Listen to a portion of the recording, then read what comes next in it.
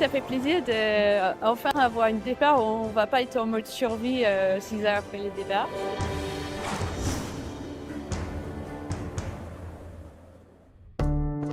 Veille de départ à Lorient, The Transat CIC part dimanche à 13h30. Les skippers et leurs équipes sont maintenant dans les derniers préparatifs.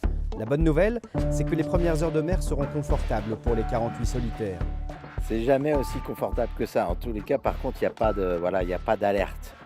Pour autant, ça reste 50 bateaux qui doivent prendre le départ ensemble dans un environnement qui est contraint, bordé par la côte, l'île de Groix, certes avec des conditions météo de ouest-sud-ouest aux alentours d'une douzaine de nœuds, ce qui est très favorable.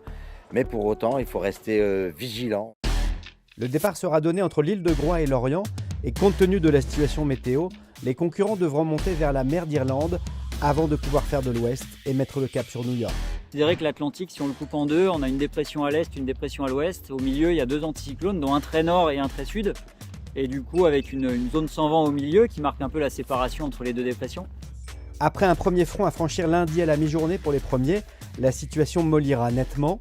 Le premier vrai test aura lieu dans la nuit de mardi à mercredi avec une grosse mer, des orages et un flux du nord glacial.